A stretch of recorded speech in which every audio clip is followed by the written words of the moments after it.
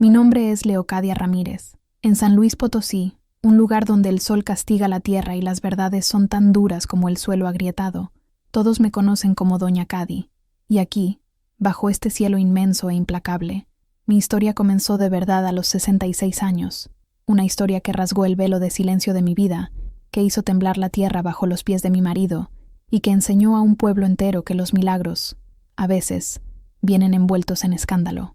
Antes de sumergirnos en el abismo que se abrió en mi destino, pido un instante de tu atención. Las historias más profundas son aquellas que nos conectan, que nos hacen sentir y pensar. Si crees en el poder de una voz que finalmente decide no callar, considera suscribirte a este canal.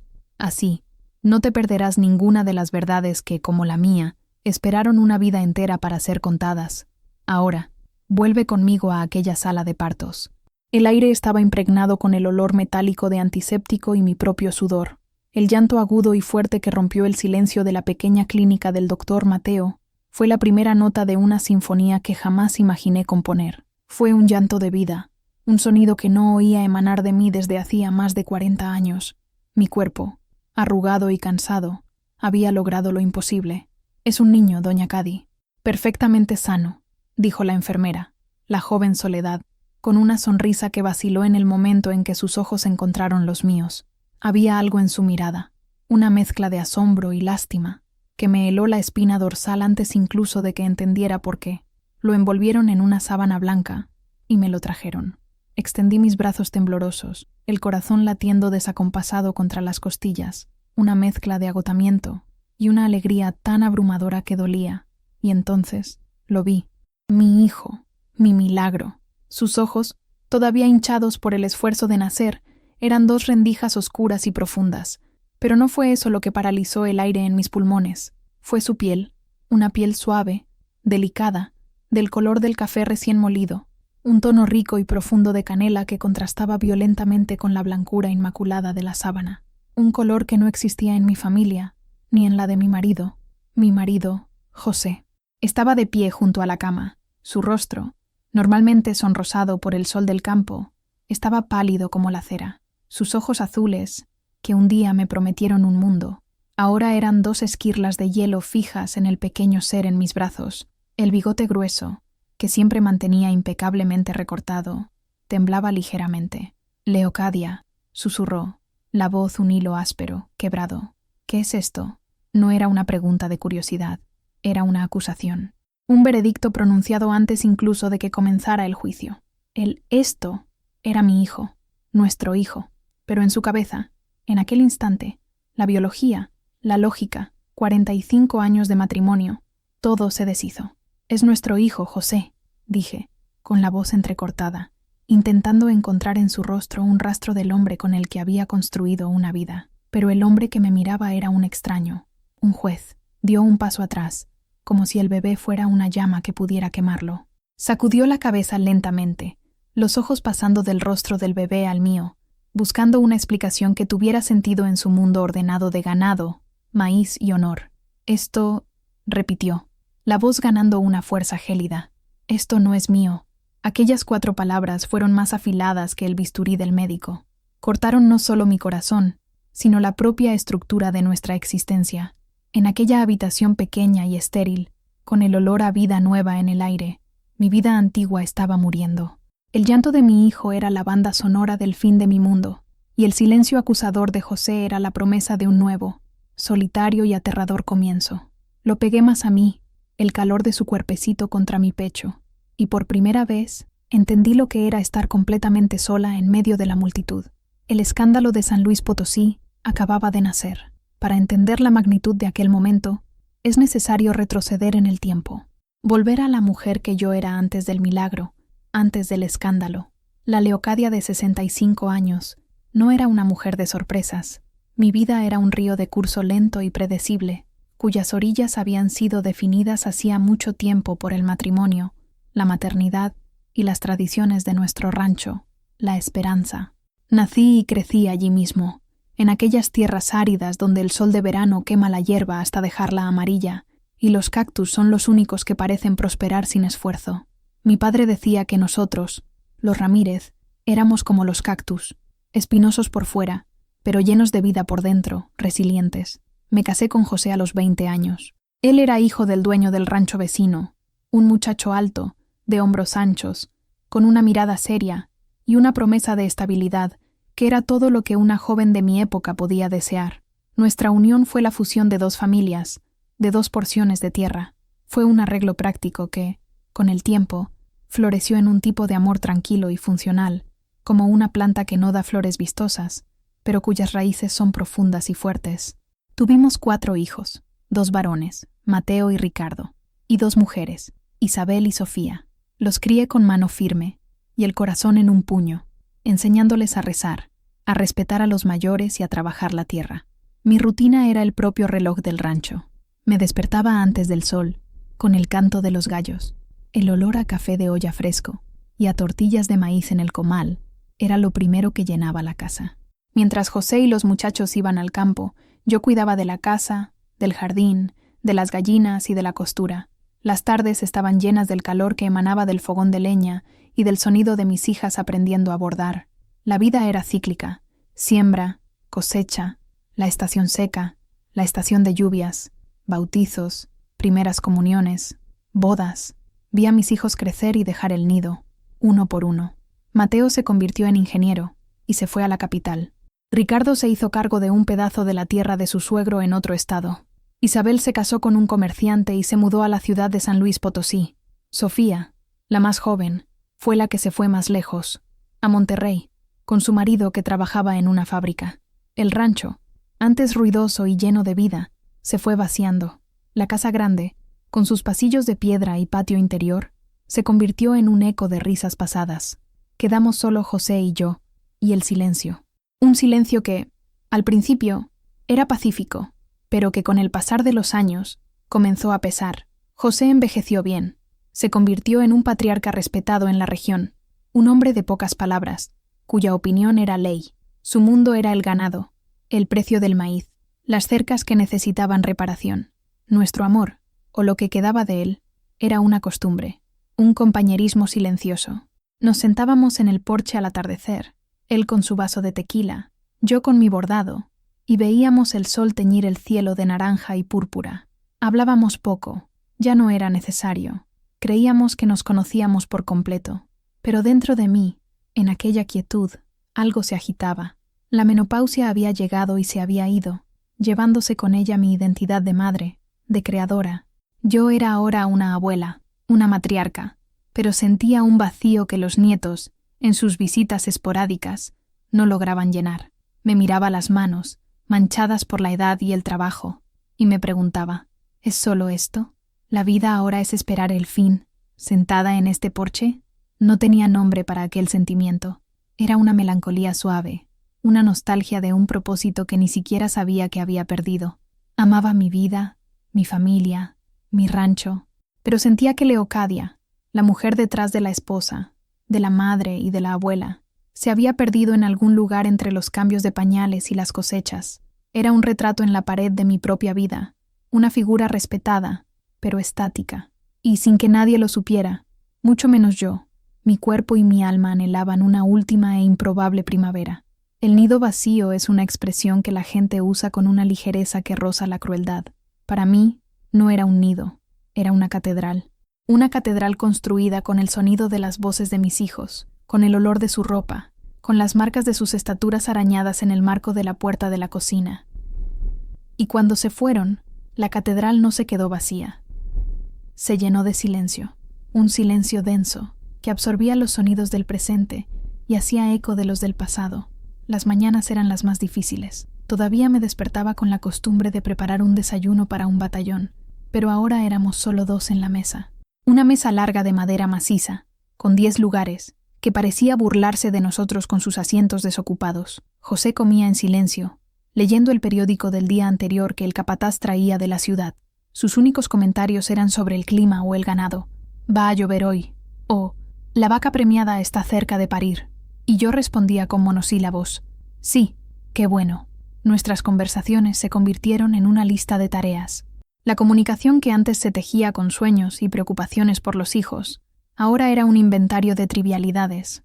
La intimidad física, esa, Se había convertido en un recuerdo lejano, una reliquia de una juventud que parecía pertenecer a otra persona. Dormíamos en la misma cama, pero había un océano de sábanas y años entre nosotros. Intentaba llenar los días. Cuidaba mi jardín de rosas con un fervor casi obsesivo. Las flores, con su belleza efímera, eran una distracción. Conversaba con ellas. Les contaba mis miedos silenciosos. No respondían, pero tampoco juzgaban. Empecé a hacer conservas, mermeladas, compotas, mucho más de lo que podríamos consumir. Llenaba la despensa como si me estuviera preparando para un asedio, pero el enemigo no estaba afuera, estaba dentro de mí. Era la sensación creciente de inutilidad. Mi identidad estaba intrínsecamente ligada al acto de cuidar. Yo era la que curaba rodillas raspadas, la que contaba cuentos para dormir, la que preparaba el plato favorito de cada uno. Ahora, no había nadie a quien cuidar, excepto a José, y él era un hombre que se enorgullecía de no necesitar cuidados. Veía mi atención como una forma de intromisión. «Deja, Leocadia, yo mismo lo hago», decía, cuando intentaba arreglarle el cuello de la camisa o servirle el café. Los domingos, que antes eran días de fiesta, con la casa llena de nietos corriendo por el patio, se convirtieron en los más largos. Íbamos a misa al pueblo. Yo rezaba, pidiéndole a Dios que me diera una señal, un nuevo propósito. El padre Tomás, con sus sermones sobre la resignación y la aceptación de la voluntad divina, parecía hablarme directamente, pero la resignación me sonaba a rendición. Una tarde particularmente silenciosa, estaba en el antiguo cuarto de los niños, pasando un paño por los muebles cubiertos con sábanas. Abrí un cajón y encontré un cochecito de madera que Mateo le había hecho a Ricardo, pequeño, tosco, con las ruedas torcidas. Me senté en el borde de la cama polvorienta y sostuve aquel objeto en mis manos. El olor a polvo y madera vieja llenó mis fosas nasales, y una ola de nostalgia y dolor me golpeó con la fuerza de un puñetazo. Las lágrimas llegaron sin previo aviso, un llanto silencioso, de hombros temblorosos, que no era por tristeza, sino por un tipo de luto. El luto por la mujer que había sido, la mujer cuyo toque era mágico, cuyo beso lo curaba todo, cuya presencia era el centro del universo de 4 pequeñas personas. Aquella mujer se había ido. En su lugar, había una señora de cabellos canosos, perdida en una casa demasiado grande, con un marido que parecía habitar un mundo paralelo. Fue en aquel cuarto, sosteniendo aquel cochecito, donde se plantó la semilla del cambio. No era un deseo consciente, era una necesidad visceral, un grito silencioso de mi alma. No quería volver a ser joven, quería sentirme viva, quería sentir que mi existencia todavía importaba, que todavía podía crear algo, que el capítulo final de mi vida aún no había sido escrito, solo que no sabía que la respuesta a esa plegaria vendría de la forma más impactante y revolucionaria que se pudiera imaginar. La semilla del cambio, una vez plantada, necesita agua para germinar, y la mía vino en forma de un chisme, traído por el viento caliente de una tarde de martes, por las palabras de mi comadre Consuelo. Consuelo era la reina de las noticias del pueblo, viuda, pasaba los días entre la iglesia, el mercado y las visitas a las amigas, cosechando y sembrando información con la habilidad de un agricultor experimentado. Llegó a mi casa aquella tarde, con el rostro acalorado y un brillo en los ojos que indicaba una novedad de primera categoría.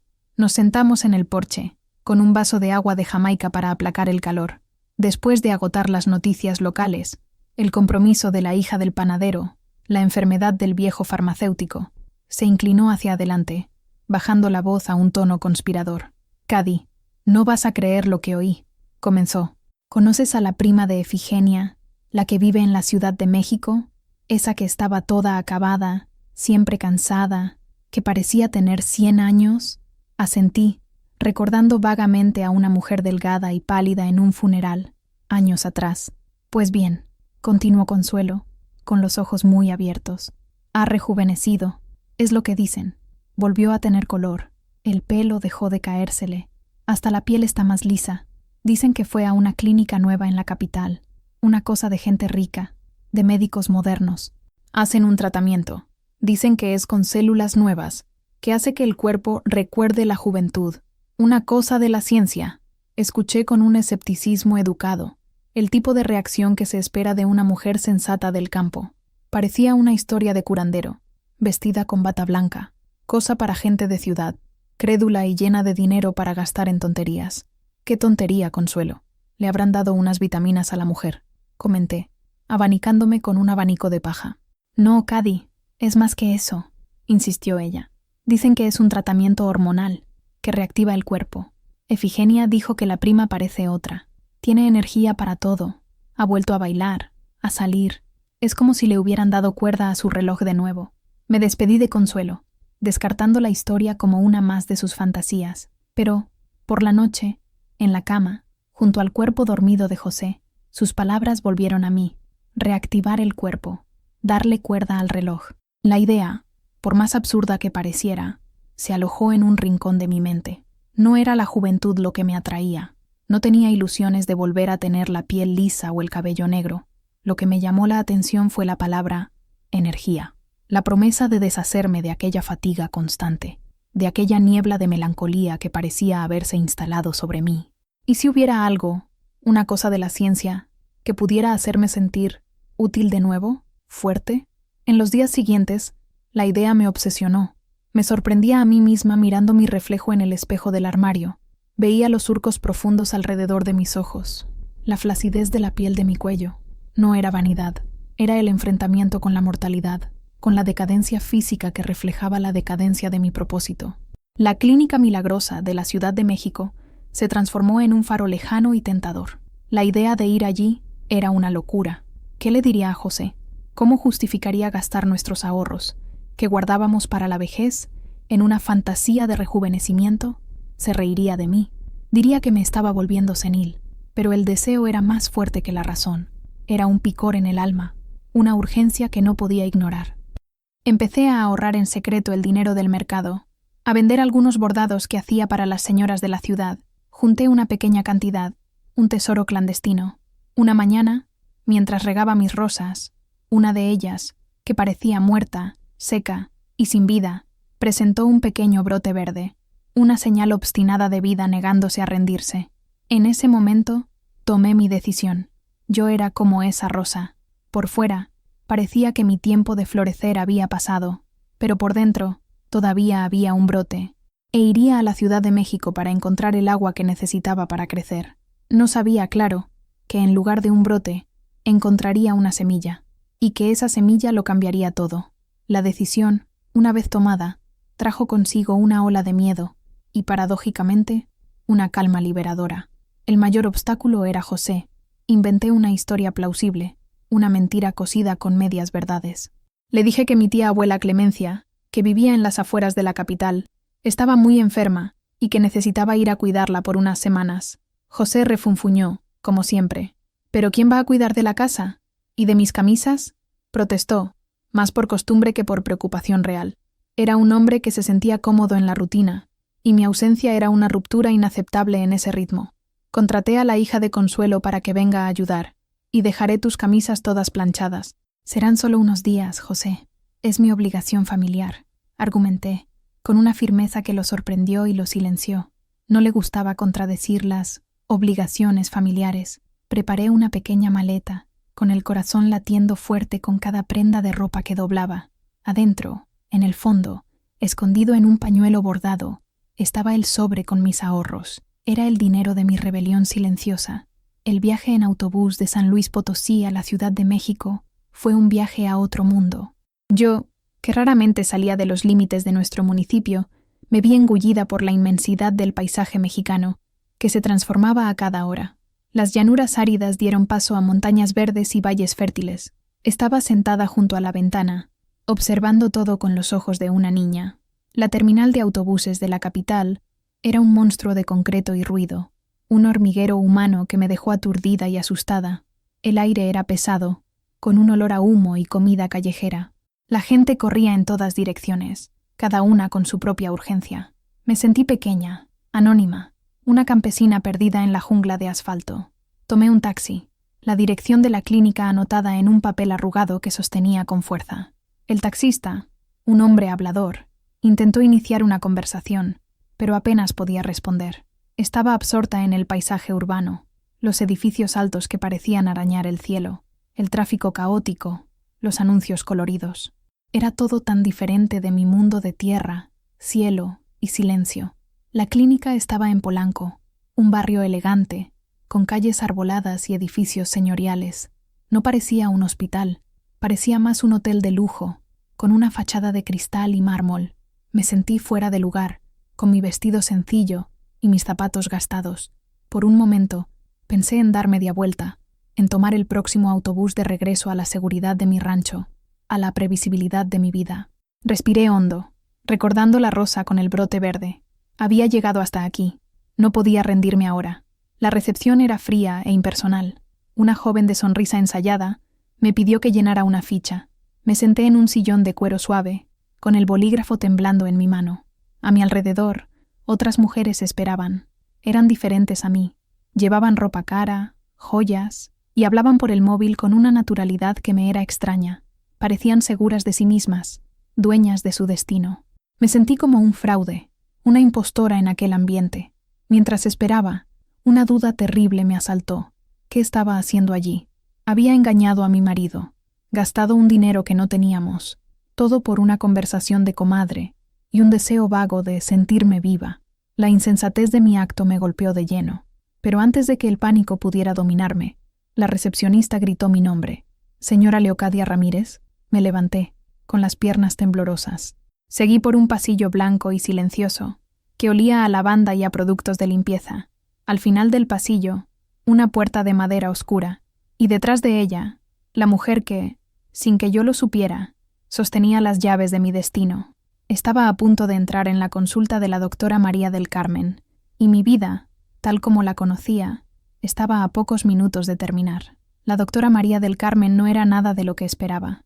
Me había imaginado a una médica mayor, maternal. Pero la mujer que se levantó de detrás de un imponente escritorio de cristal era joven, quizás de la edad de mi hija menor, Sofía.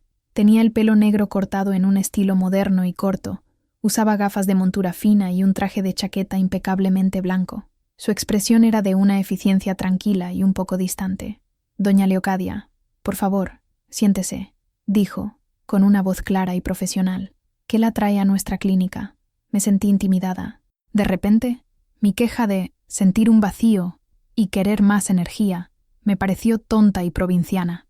Tartamudeé, intentando explicar lo que había oído de mi comadre, hablando sobre el tratamiento de rejuvenecimiento. Escuchó pacientemente, sin interrumpirme, con los dedos entrelazados sobre el escritorio. Cuando terminé, esbozó una leve sonrisa que no llegó a sus ojos. «Entiendo», lo que su amiga describió de forma un tanto colorida, dijo, eligiendo las palabras con cuidado. «Es nuestra terapia de revitalización celular. No es un milagro, señora Ramírez. Es ciencia. Con la edad, la producción hormonal disminuye. La capacidad de regeneración celular se vuelve más lenta. Lo que hacemos aquí es, en términos sencillos, reintroducir en su sistema los elementos que ha dejado de producir con la misma eficiencia». Sus palabras eran un enredo de términos que no comprendía. Precursores hormonales, factores de crecimiento, matriz extracelular. Yo solo asentía, fingiendo entender. Hablaba de reactivar el cuerpo, de mejorar la vitalidad, la calidad del sueño, la densidad ósea. Era todo lo que quería oír. «Es un tratamiento experimental, debo recalcar», continuó. «Pero los resultados que hemos obtenido son muy prometedores. Requerirá algunos análisis y un procedimiento sencillo, realizado aquí en la clínica». Me explicó que recogerían mi sangre para analizarla y que el tratamiento consistía en una única infusión de un compuesto biológico avanzado. La palabra donante se mencionó de pasada, dentro de una frase larga y técnica sobre el origen del material genético utilizado para cultivar los factores de crecimiento. «Utilizamos un medio de cultivo enriquecido con muestras de un banco de donantes anónimos para garantizar la máxima compatibilidad y eficacia», dijo, como si estuviera leyendo el prospecto de un medicamento. En mi ignorancia, en mi anhelo de una solución, la palabra donante no hizo sonar ninguna alarma. Imaginé que se refería a donantes de sangre o algo por el estilo. Jamás, en mis sueños más delirantes, podría haber conectado aquello con la concepción de una vida. Para mí, era solo parte de la jerga médica, palabras sin peso real. «¿Habrá riesgos?», pregunté, la única pregunta práctica que se me ocurrió. «Los riesgos son mínimos, alguna reacción alérgica quizás, pero lo monitoreamos todo de cerca. Lo más importante es que usted entienda que este es un protocolo de investigación. Necesitaremos que firme algunos formularios de consentimiento. Me entregó una pila de papeles. Las letras eran pequeñas, el lenguaje impenetrable. Vi palabras como inseminación, fertilización in vitro y material genético de terceros, pero estaban en el contexto de una lista enorme de todos los procedimientos que la clínica realizaba, como parte de un término de consentimiento general. Estaba enfocada en encontrar las palabras revitalización y rejuvenecimiento. Mi mente filtró el resto, descartándolo como irrelevante para mi caso. Yo no estaba allí para tener un bebé. Era una mujer de 66 años, posmenopáusica. La idea era tan absurda que ni siquiera la consideré. Confié en ella, en su bata blanca, en su voz tranquila, en la modernidad de aquella sala. Ella era la ciencia, y yo era solo una mujer de campo, buscando un poco de esperanza. Firmé donde me señaló, mi nombre, Leocadia Ramírez, garabateado al final de cada página. Cada firma era un paso hacia lo desconocido. Estaba entregando mi cuerpo y mi destino en las manos de aquella mujer, creyendo que estaba comprando un poco más de tiempo, un poco más de vida. En realidad, estaba firmando el prólogo de la mayor y más dolorosa transformación de mi existencia. El día del procedimiento llegó 2 días después. Pasé ese tiempo en un pequeño hotel cerca de la clínica, sintiéndome como una fugitiva. Las noches fueron largas, repletas de dudas y una ansiedad que se manifestaba como un nudo en el estómago. Llamaba al rancho y hablaba con José. Sus respuestas eran monosilábicas. No preguntaba por la tía Clemencia, solo relataba los hechos del día. Era evidente que estaba resentido por mi ausencia. Cada conversación me llenaba de culpa y reforzaba la idea de que necesitaba que aquel tratamiento funcionara para que todo aquello valiera la pena. Regresé a la clínica en una mañana fría y gris. La ciudad parecía reflejar mi estado de ánimo.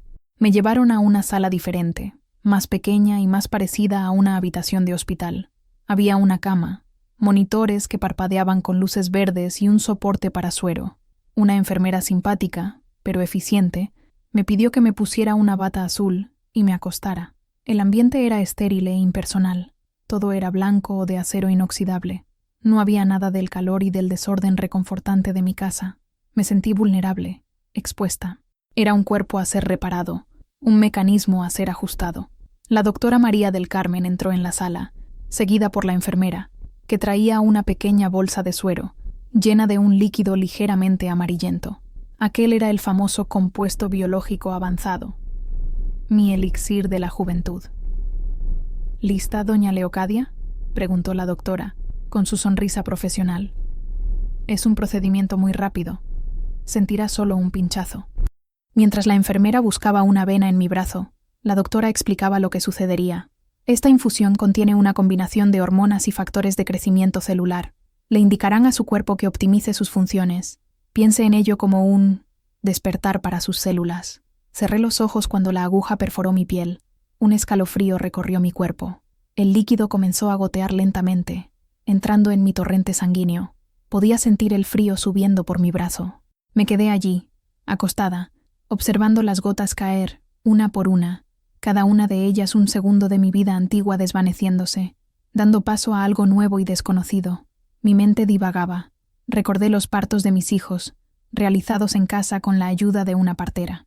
El dolor, el sudor, el esfuerzo, pero también el calor humano, la presencia de José sosteniendo mi mano.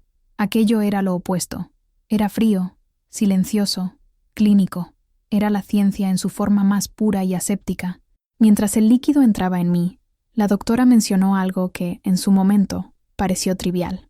Para potenciar el efecto hormonal y garantizar la absorción celular, el compuesto se desarrolló en una base de plasma seminal purificado. Es el medio más rico en nutrientes para este tipo de reprogramación celular. ¿Plasma seminal?, pregunté, la palabra sonando extraña. Sí, espermatozoides. Pero no se preocupe. Están genéticamente inactivos. Se usan solo como vehículo, explicó rápidamente al ver mi confusión. Es solo un detalle técnico del proceso. El foco son las hormonas. Genéticamente inactivos. La frase se quedó en mi cabeza, pero fue rápidamente cubierta por sus otras explicaciones. Yo era ignorante. No sabía que inactivo no significaba imposible. Y ella, quizás por exceso de confianza en la ciencia o por una falla de comunicación monumental, no sintió la necesidad de explicar las implicaciones de introducir material genético extraño. Por más inactivo que se supusiera, en el sistema reproductivo de una mujer, aunque éste llevara años dormido. La bolsa de suero se vació. La enfermera retiró la aguja y colocó un algodón en el lugar. «Listo. Se acabó», dijo la doctora. «Ahora necesita descansar unas horas. Después, está libre». Me dio algunas recomendaciones: beber mucho líquido, evitar el esfuerzo físico por unos días, y me entregó una caja de pastillas, suplementos hormonales, para apoyar el tratamiento. Tomé una al día. Me sentí extrañamente vacía y al mismo tiempo llena de una esperanza trémula. Lo había hecho. Había dado el paso. Ahora solo era esperar. Esperar el despertar de mis células. Apenas sabía que no solo mis células estaban despertando. Algo mucho más fundamental, una fuerza de vida dormida, había sido reactivada dentro de mí, contra todas las probabilidades de la naturaleza y de la ciencia. Regresé a San Luis Potosí, sintiéndome una conspiradora. La mentira sobre la tía Clemencia pesaba en mi conciencia, pero era eclipsada por una expectativa febril. José me recibió con una frialdad educada. No preguntó detalles, y yo no los ofrecí. La vida en el rancho retomó su curso lento e inmutable. En los primeros días no sentí nada diferente. La misma fatiga, la misma melancolía suave. Empecé a pensar que me habían engañado, que había tirado mis ahorros en una promesa vacía. La decepción era amarga, pero en la segunda semana algo comenzó a cambiar. Me desperté una mañana y me di cuenta de que había dormido toda la noche, un sueño profundo y sin sueños, algo que no sucedía desde hacía años.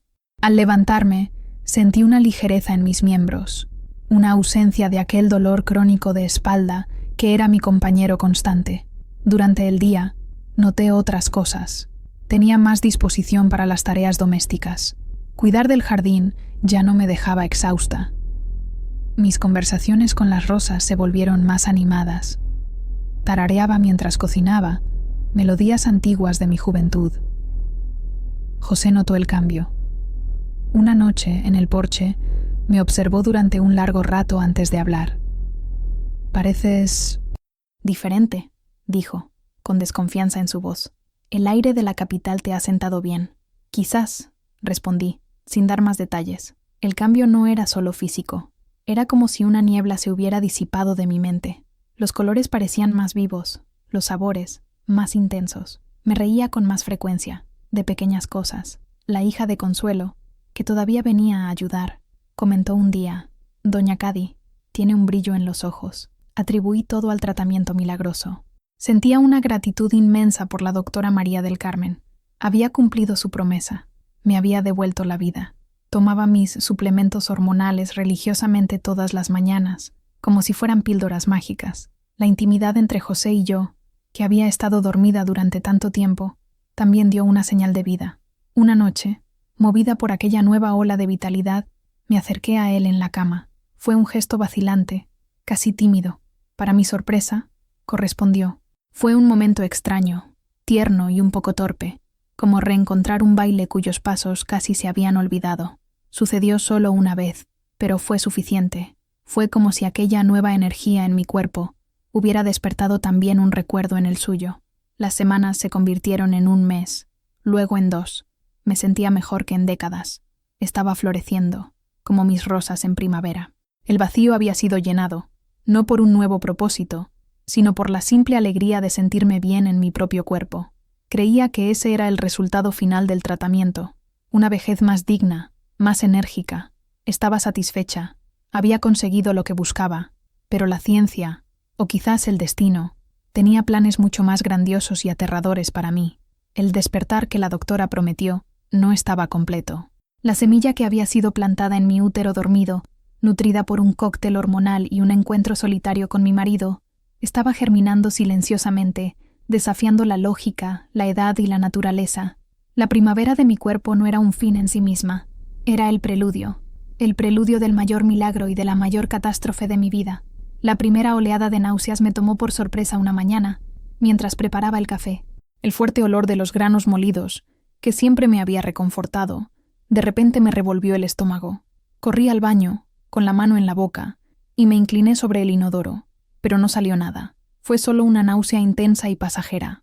Debo haber comido algo que me sentó mal, pensé, descartando el incidente. Pero el episodio se repitió al día siguiente, y al otro, siempre por la mañana, y junto con las náuseas, vino una fatiga abrumadora, diferente a la que sentía antes. Era un cansancio pesado, que me obligaba a sentarme, a descansar, incluso después de una noche entera de sueño. Mi primera reacción fue de pánico. El tratamiento salió mal, pensé. Esas pastillas me están envenenando. La alegría de las últimas semanas dio paso a un miedo frío. Había cambiado una melancolía suave por una enfermedad real. José, siempre pragmático, tenía su propia teoría. Es la edad, Leocadia. El cuerpo empieza a fallar. Quizás necesites un tónico, unas vitaminas. Veía los síntomas como una confirmación de que mis fantasías de rejuvenecimiento eran solo eso, fantasías. Dejé de tomar los suplementos hormonales, pero los síntomas persistieron. Empeoraron. De hecho, mis pechos se volvieron dolorosos, sensibles al roce del vestido. Empecé a sentir mareos y un antojo extraño por mangos con sal, una fruta que rara vez comía. Las piezas del rompecabezas estaban todas allí, esparcidas frente a mí, pero la imagen que formaban era tan absurda, tan imposible, que mi mente se negaba a unirlas. El embarazo era una condición de la juventud, un recuerdo lejano. Yo era una abuela. Mi cuerpo ya había cerrado esa puerta hacía más de una década. Una tarde, Consuelo vino a visitarme y me encontró pálida, sentada en el porche. «¿Qué tienes, Cady? Parece que has visto un fantasma», dijo preocupada. Describí mis síntomas. Escuchó con atención, y luego, con la naturalidad de quien ha visto de todo en esta vida, se encogió de hombros y dijo: «Parecen los achaques del embarazo. Recuerdo sentirme así cuando esperaba a mi Pedrito». Ambas nos reímos. La idea era tan cómica, tan fuera de lugar, que solo podía ser una broma. Una mujer de 66 años con síntomas de embarazo. Era el argumento de una telenovela barata, pero después de que se fue, la risa murió en mis labios. La semilla de la duda, mucho más potente que la de la esperanza que me había llevado a la capital, fue plantada. Comencé a observar mi cuerpo con una atención aterrorizada. Mi vientre, siempre flácido por la edad y los partos anteriores, parecía un poco más firme, más redondeado. Mi cintura, marcada por años de usar delantal, parecía haberse ensanchado. «Es hinchazón», me decía a mí misma. «Son gases, pero la negación es una fortaleza frágil. Cada día, una nueva grieta aparecía en sus muros. La realidad, por más increíble que fuera, estaba forzando su entrada. El momento de la verdad llegó una noche. Estaba acostada en la cama, incapaz de dormir, con la mano posada sobre mi abdomen. Y entonces lo sentí. Un movimiento minúsculo, casi imperceptible. Un aleteo, como el batir de alas de una mariposa. Conocía esa sensación. La había sentido 4 veces antes. Era inconfundible. Un grito se quedó atascado en mi garganta. El aire pareció haber sido succionado de mis pulmones. No era un fantasma. No era una enfermedad. No era la vejez. Era vida. Lágrimas de pánico y asombro corrieron por mi rostro en la oscuridad. A mi lado, José roncaba suavemente, ajeno a la revolución que estaba ocurriendo en el cuerpo de la mujer con la que había dormido durante 45 años. En ese momento lo supe. Contra toda lógica, contra todas las leyes de la naturaleza que conocía, yo, Leocadia Ramírez, a los 66 años de edad, estaba embarazada. El milagro que tanto le había pedido a Dios en silencio había llegado, y tenía la forma de un cataclismo. Tardé una semana en armarme de valor para ir a ver al doctor Mateo, no mi hijo, sino el viejo médico del pueblo, un hombre de casi 80 años, cuyas manos temblaban, pero cuya experiencia era legendaria en la región. Su consulta era una habitación pequeña y polvorienta en la trastienda de la farmacia, con olor a alcohol y medicamentos antiguos. Me senté en la silla frente a su escritorio de madera oscura, sintiendo el sudor correr por mi nuca. No sabía cómo empezar, cómo decirle a un hombre de ciencia que yo, una abuela, creía que estaba esperando un hijo. «Me siento extraña, doctor», comencé, con la voz temblorosa. Me miró por encima de sus gafas de montura gruesa. «¿Extraña cómo, Leocadia?» Describí las náuseas, la fatiga, los pechos doloridos. Con cada síntoma, su expresión se volvía más seria. Tomó su estetoscopio, las manos manchadas por la edad temblando mientras se lo ajustaba en los oídos. «Acuéstese en la camilla, por favor». El cuero de la camilla estaba frío y agrietado contra mi espalda. Me levantó el vestido y palpó mi abdomen con una delicadeza sorprendente.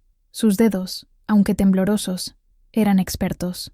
Presionó aquí y allá, con el rostro como una máscara de concentración. Contuve la respiración. Permaneció en silencio durante un largo tiempo, lo que solo aumentó mi pavor. Finalmente se apartó, se quitó el estetoscopio y lo limpió con un pañuelo. Se sentó de nuevo en su silla, mirándome con una expresión de total incredulidad.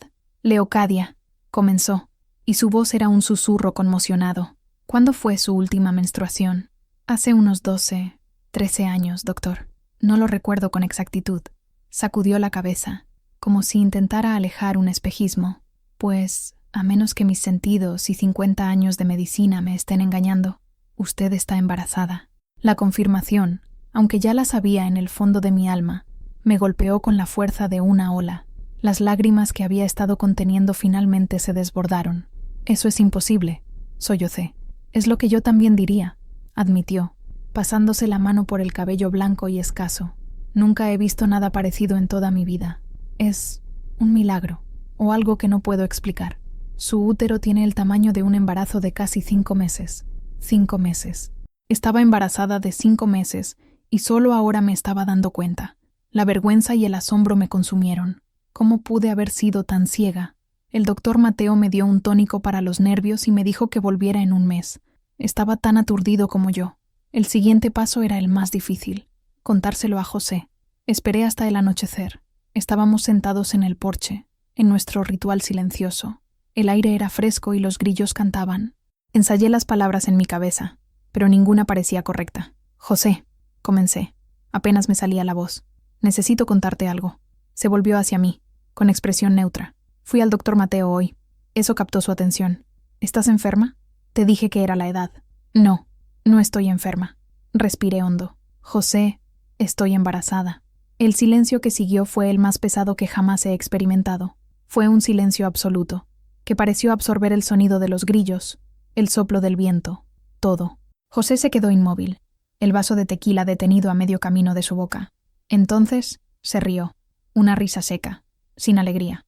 «No bromees con eso, Leocadia. No es gracioso».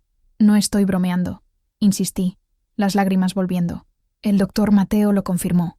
Me miró, y la diversión en su rostro fue reemplazada por una sombría confusión. Buscó en mis ojos una señal de mentira, de locura.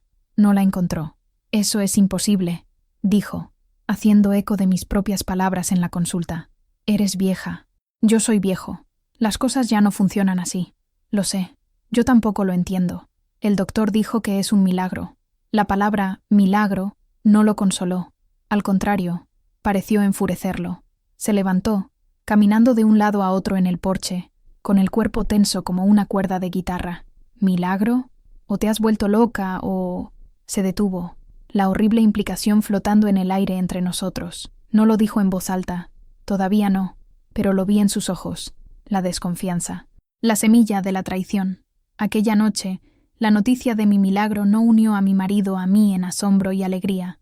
En cambio, abrió la primera fisura, fina como un cabello, pero profunda, en los cimientos de 45 años de nuestro matrimonio, y supe, con una certeza terrible, que esa fisura solo se haría más grande. En un pueblo como el nuestro, un secreto tiene la vida útil de una mariposa. La noticia de mi embarazo, confirmada por el propio doctor Mateo, escapó de la consulta polvorienta y voló por las calles de tierra, de puerta en puerta, de oído en oído, más rápido que cualquier chisme que Consuelo hubiera esparcido jamás. En cuestión de días, doña Cady está embarazada, se convirtió en el tema principal en toda la región. La reacción inicial fue de pura incredulidad. La gente se reía, pensando que era una broma de mal gusto.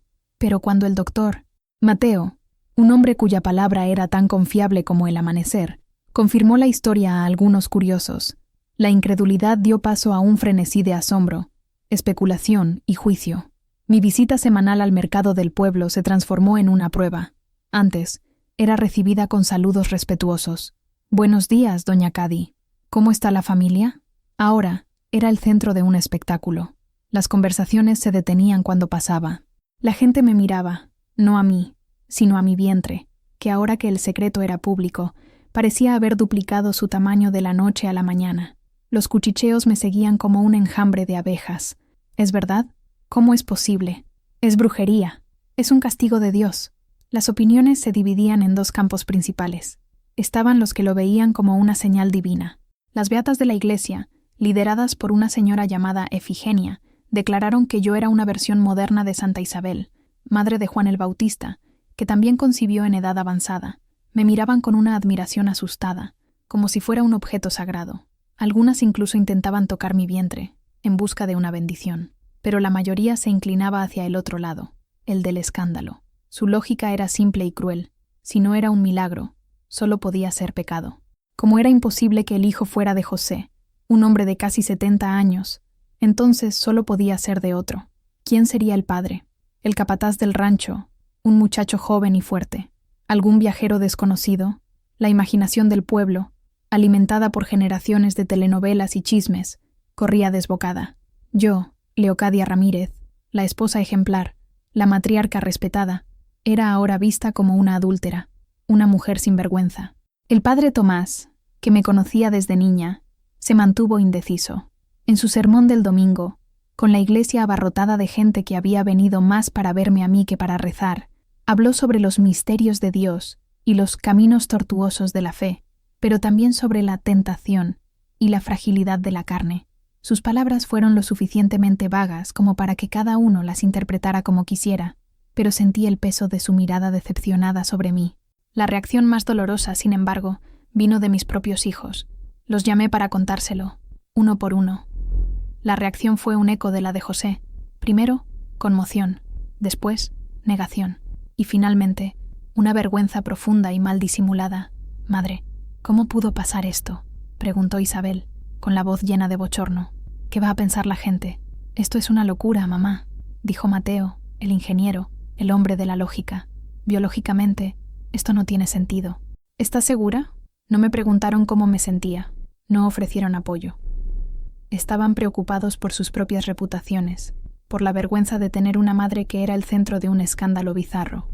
Sentí como si me hubiera convertido en un problema, una inconveniencia en la vida ordenada que habían construido para sí mismos. Me convertí en una prisionera en mi propio rancho. Evitaba ir al pueblo. Pasaba los días dentro de casa, con las cortinas cerradas, el mundo exterior reducido a los cuchicheos que traía el viento. La soledad era mi única compañera. José apenas me hablaba. Dormía en el cuarto de invitados. Su silencio era un muro de hielo entre nosotros, y en mi vientre, la causa de todo esto, mi hijo, mi milagro, mi escándalo, continuaba creciendo, ajeno a la tormenta que su existencia estaba causando. A medida que mi vientre crecía, la distancia entre José y yo se convertía en un abismo. Él se negaba a aceptar el embarazo como algo natural o milagroso. En su mente, la única explicación era la traición, y esa sospecha, como una mala hierba, comenzó a envenenar 45 años de historia compartida. Me observaba con una mirada fría y analítica. Cada gesto mío era examinado, cada palabra sopesada. Se convirtió en un detective en su propia casa, buscando pistas de una infidelidad que solo existía en su cabeza. «¿Quién ha estado viniendo al rancho mientras yo estaba en el campo?», preguntaba, de repente, en medio de la cena. «Nadie, José. Solo Consuelo y su hija. ¿Nadie más? ¿Ningún vendedor? ¿Ningún viajero pidiendo agua?». Su desconfianza era un ácido que corroía mi paciencia y mi corazón. Yo, que le di 4 hijos, que envejecí a su lado, que conocía cada cicatriz de su cuerpo y de su alma, estaba siendo tratada como una extraña, una mentirosa. Su orgullo, el famoso honor de los Ramírez, estaba herido. No podía enfrentarse a los otros hombres del pueblo. Dejó de ir al bar para su partida de dominó. Mandaba al capataz en su lugar a las subastas de ganado. Se estaba escondiendo, avergonzado, no por un acto que cometió, sino por algo que su mundo no podía explicar. Y la fuente de su vergüenza era yo. Una noche, la tensión finalmente explotó. Estaba en la cocina, preparando un té para ayudarme a dormir. Él entró, con el rostro sombrío. «No aguanto más esto, Leocadia», dijo, la voz baja y cargada de rabia contenida. «Esa cosa en tu vientre. La gente se está riendo de mí. Me están llamando cornudo a mis espaldas. No es una cosa, es nuestro hijo», grité, el agotamiento y el dolor finalmente rompiendo mis barreras. «Y no te he traicionado, José. ¿Cómo puedes pensar eso después de todos estos años? Entonces explícamelo», explotó, golpeando la mesa con el puño. La taza de té saltó, derramando el líquido caliente. «Dame una explicación que un hombre pueda entender. No me vengas con historias de milagros. Soy un hombre de la tierra. Entiendo de semillas y de suelo. Y sé que un campo que ha estado seco durante años no da frutos de repente. Su metáfora, tan brutal y tan precisa, me dejó sin palabras. Tenía razón. Su lógica era impecable.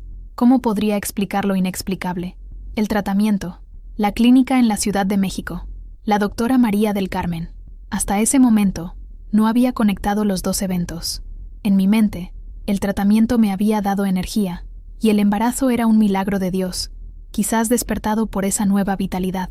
Pero la rabia de José, su necesidad de una explicación lógica, me forzó a mirar hacia atrás, a unir las piezas de una manera diferente. Las palabras de la doctora volvieron a mí, fragmentadas, compuesto biológico, medio de cultivo enriquecido, muestras de un banco de donantes, plasma seminal. Las palabras que había ignorado, que mi mente había filtrado como jerga técnica, ahora brillaban como señales de alerta. Un miedo helado, mucho más profundo que el miedo al juicio del pueblo, se apoderó de mí. ¿Y si la explicación no era divina? ¿Y si era científica? ¿Y si, en mi búsqueda de un poco de vida, hubiera, sin saberlo, abierto las puertas a otra? Quizás haya una explicación.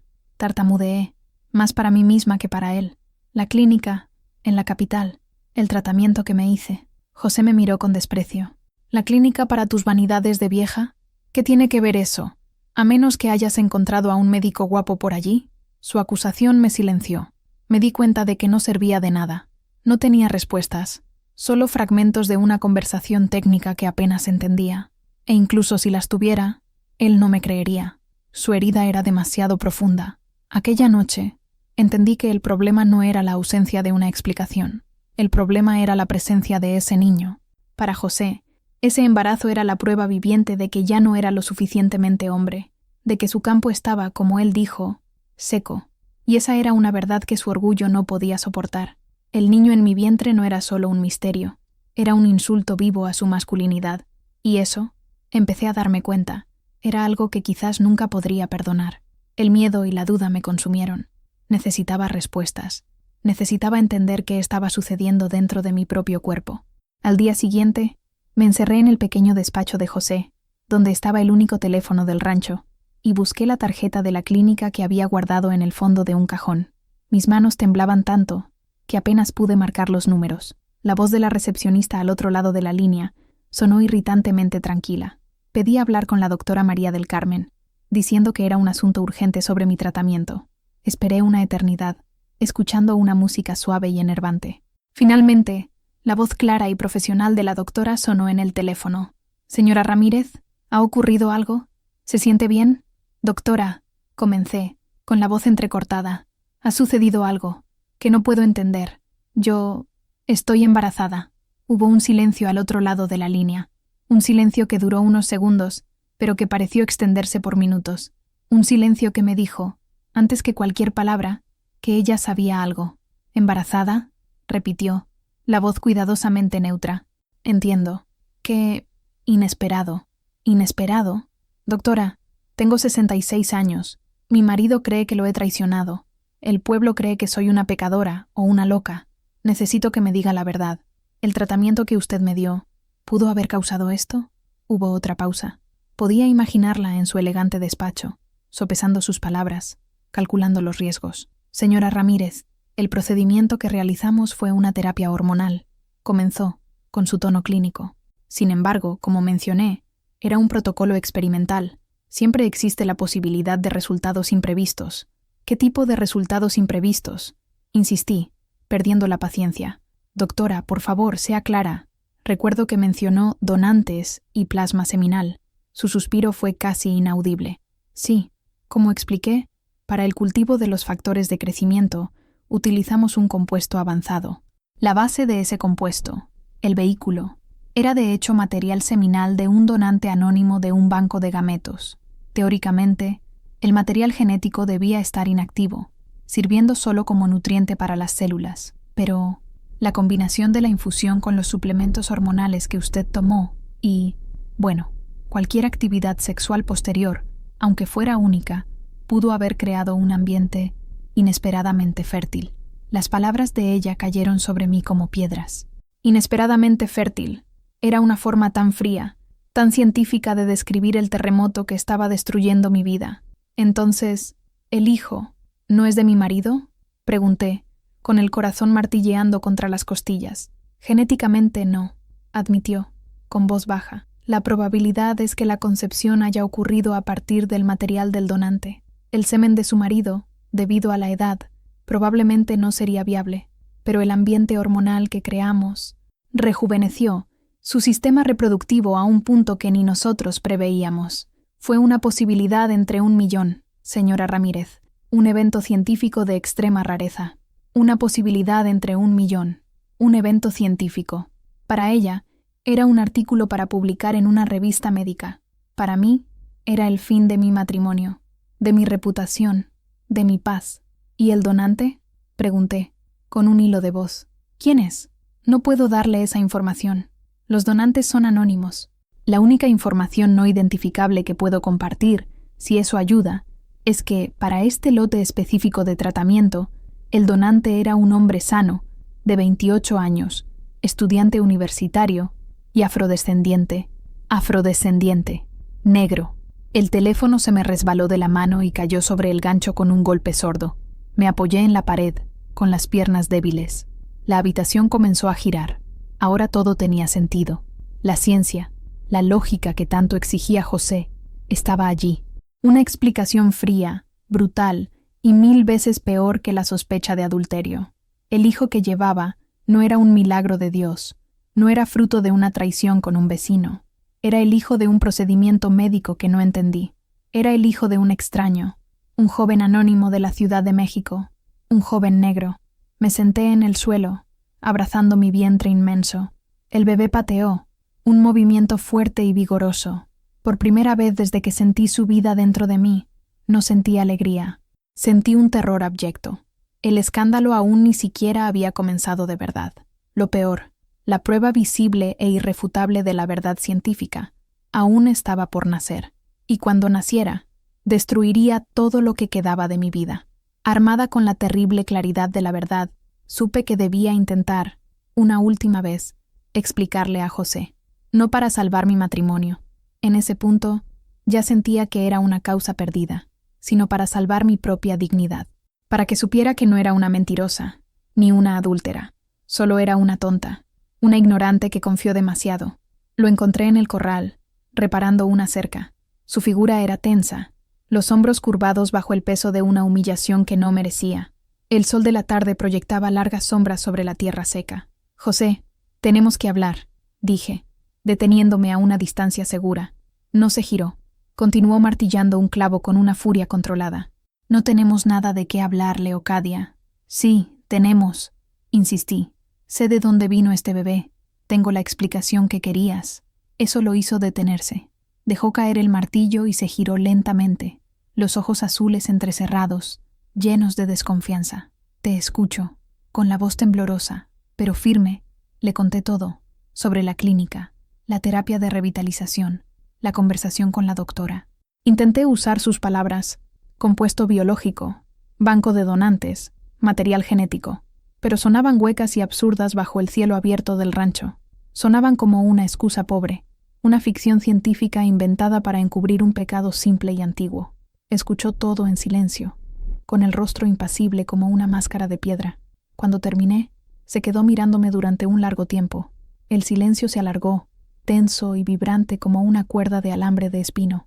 «Entonces», dijo finalmente, con la voz peligrosamente tranquila, «¿me estás diciendo que fuiste inseminada por un médico en la capital, con el semen de un extraño, y que eso fue un accidente?»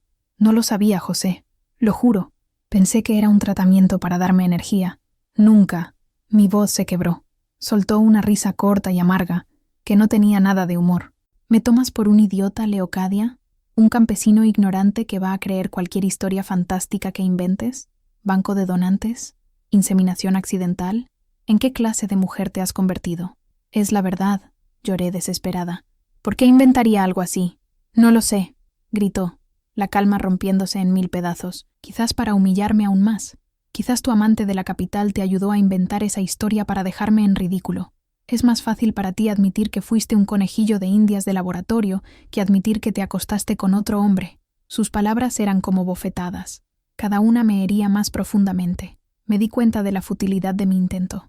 La verdad era tan extraordinaria, tan fuera de los límites de su mundo, que para él era más fácil creer en la mentira familiar de la traición. La traición la entendía. Podía odiarla, podía combatirla, pero la ciencia fría y anónima que le robó su honor, eso era un fantasma al que no podía golpear. No hubo amante, José, susurré, derrotada. Ya no me importa, dijo, dándome la espalda y recogiendo el martillo de nuevo. Para mí, rompiste tus votos en el momento en que entraste en esa clínica para satisfacer tus vanidades. Lo que sea que lleves ahí dentro, no es de mi carne, ni de mi sangre, y no tiene lugar en mi rancho. Volvió a martillar la cerca, cada golpe un clavo en el ataúd de nuestro matrimonio. Me quedé allí, inmóvil, el sol quemando mi piel, el viento levantando polvo a mi alrededor. La verdad no me había liberado, solo me había condenado a una soledad aún más profunda. Él no me creía, y me di cuenta, con una claridad dolorosa, de que nadie más me creería. Estaba sola con mi verdad absurda, y el hijo de un extraño creciendo dentro de mí. Los meses finales del embarazo fueron un borrón de aislamiento y ansiedad. Me movía por la casa como un fantasma, mi cuerpo cada vez más pesado y extraño para mí. La fecha del parto se acercaba, y con ella, un miedo que era casi paralizante. No temía el dolor físico, lo conocía bien. Temía el momento en que la verdad abstracta que llevaba se convertiría en una realidad concreta, visible, innegable. La noche en que comenzaron las contracciones, una tormenta se formaba en el horizonte. El aire estaba pesado, eléctrico. José estaba en el rancho, pero era como si estuviera a kilómetros de distancia. Fue el capataz, un hombre bueno llamado Ramiro, quien notó mis gemidos de dolor y me ayudó a llegar a su coche viejo para llevarme a la pequeña clínica del doctor Mateo en el pueblo. José no vino. Se quedó en el porche, una silueta oscura contra la luz de la casa, y solo observó partir el coche. El parto fue largo y difícil. Mi cuerpo, a los 66 años, protestaba contra aquel esfuerzo monumental, pero la joven enfermera, Soledad, y el doctor Mateo fueron mis ángeles de la guarda. Sostuvieron mis manos, secaron mi sudor y me animaron con palabras amables. Y entonces, en medio de la noche, con el sonido de la lluvia golpeando el techo de zinc, nació. Ahora, con el conocimiento que tenía, aquel momento se revistió de una nueva capa de terror y maravilla. Cuando Soledad me lo trajo, la sábana blanca envolviendo su cuerpecito, ya sabía qué esperar. Pero saber y ver son dos cosas diferentes. Su piel era exactamente como la doctora había dicho, un color rico, de un marrón profundo, que parecía brillar bajo la luz tenue de la sala. Su cabello era un mechón de rizos negros y apretados. Sus rasgos eran delicados, pero no se parecían en nada a los míos, ni a los de José, ni a los de ninguno de nuestros otros hijos. Era hermoso, y era un extraño. El amor que sentí fue instantáneo y abrumador, un amor feroz, protector, que nació del miedo y la soledad. En el momento en que lo sostuve, dejó de ser la prueba de mi error, o el hijo de un donante anónimo. Se convirtió en mío, mi hijo, y fue en ese exacto instante que José entró en la sala. Debió haber sido vencido por la curiosidad o por un vestigio de deber. Se detuvo en la puerta, con el rostro mojado por la lluvia. Sus ojos fueron directamente al bebé en mis brazos. La incredulidad en su rostro fue seguida por algo que parecía repulsión. Dio un paso adentro, luego otro, como si se acercara a un animal peligroso. Su rostro, ya pálido, perdió todo el color. Leocadia, ¿qué es esto? La misma pregunta de mi memoria, pero ahora cargada con el peso de meses de sospecha y la confirmación visual y brutal de sus peores miedos. Es nuestro hijo, José, dije de nuevo, con la voz firme, desafiante. Ya no iba a disculparme por su existencia. Miró del rostro del bebé al mío. Mi historia absurda sobre la clínica, el donante, la ciencia, debió resonar en su mente, y por primera vez vi un destello de duda en sus ojos. ¿Y si ella estuviera diciendo la verdad? Pero esa posibilidad era tan monstruosa como la de la traición. Sacudió la cabeza, negando la visión, negando mi historia, negándolo todo. Esto, repitió, con la voz quebrada, esto no es mío. Se giró y salió de la sala, con los hombros caídos. La puerta se cerró detrás de él, y el sonido del clic de la cerradura fue el sonido final de la puerta de mi vida antigua cerrándose para siempre. Me quedé sola en la sala, con el sonido de la lluvia y el llanto suave de mi hijo recién nacido. Miré su carita perfecta, el color de su piel, que para el mundo era una señal de escándalo y vergüenza. Para mí, en ese momento, era solo el color de mi hijo. Te voy a llamar Samuel, le susurré, un nombre fuerte, un nombre bíblico, el nombre de un niño que fue la respuesta a una plegaria. Y abrazada a él, lloré por la pérdida de mi marido, de mi familia, de mi vida. Pero, por primera vez, también lloré con un tipo extraño de alegría, porque en medio de toda esa ruina, lo tenía a él, y él era mío. Regresé al rancho 2 días después. Ramiro, el capataz, vino a buscarme. No hizo preguntas. Solo puso mi maleta y el pequeño bulto que era Samuel en el asiento trasero, y condujo en silencio. Su discreción fue un pequeño acto de bondad en un mundo que se había vuelto cruel. La casa estaba silenciosa, pero no era el silencio vacío de antes. Era un silencio pesado, cargado de resentimiento. José no estaba por ninguna parte. Sus cosas, sin embargo, no estaban. Un lado de nuestro armario estaba vacío. Sus botas de trabajo no estaban junto a la puerta. La botella de tequila que mantenía en el porche había desaparecido. No esperó a una discusión. No hubo gritos, ni una despedida formal. Simplemente se fue. Dejó atrás 45 años de vida en común, como si fuera una piel de serpiente que ya no necesitaba. Encontré una nota en la mesa de la cocina, junto a un fajo de dinero. Las palabras eran pocas, escritas con la caligrafía dura y angulosa de José. Leocadia, me quedo con la mitad del ganado y las tierras del norte. El resto, la casa y las tierras del sur, son tuyas para cuidar de ese niño. No me busques. Al pueblo le diré que fui a visitar a mi hermano en Durango. Para mí, moriste el día que nació ese niño. Adiós, José. Para mí, moriste. Las palabras se clavaron en mi corazón. No solo me dejó, me borró. En un solo acto, reescribió nuestra historia, transformando nuestro matrimonio en un epílogo de vergüenza. El abandono de José fue la sentencia final de mi juicio, la prueba, para todo el pueblo, de que yo era culpable. Su partida validó todos los chismes, todas las sospechas. La historia que se extendió fue que no soportó la deshonra de criar al hijo de otro hombre y se marchó. Nadie cuestionó. Tenía sentido en su código de honor. En los primeros días, el silencio de la casa era ensordecedor. Cada tabla que crujía, cada puerta que se cerraba con el viento, parecía burlarse de mi soledad. Estaba completamente sola. Mis hijos no llamaron. Las vecinas no vinieron a traer comida, como era la costumbre cuando nacía un bebé. Samuel y yo éramos una isla, rodeada por un océano de desaprobación. Me movía en una niebla de agotamiento y dolor. Cuidar de un recién nacido a los 66 años era un desafío físico brutal. Las noches sin dormir, las tomas de madrugada, el cambio de pañales. Mi cuerpo protestaba con dolores en lugares que ni sabía que podían doler. Pero, en medio de aquel sufrimiento, algo extraordinario sucedió. El llanto de Samuel, que debería haber sido una carga más, se convirtió en el ancla que me mantenía cuerda. Su necesidad de mí era absoluta, incondicional. No le importaba el color de mi piel, mi edad, el escándalo que nos rodeaba. Solo me necesitaba a mí, su olor, a leche y talco, el peso de su cuerpo caliente contra mi pecho, la forma en que sus deditos se aferraban a mi mano. Esos pequeños milagros se convirtieron en mi refugio. Me dio un propósito, un motivo para levantarme de la cama cada mañana, para enfrentar el silencio de la casa y las miradas del mundo. José me abandonó, creyendo que me estaba castigando, dejándome con el peso de mi vergüenza. Pero, en realidad, me dejó con lo único que podía salvarme. Me dejó con Samuel.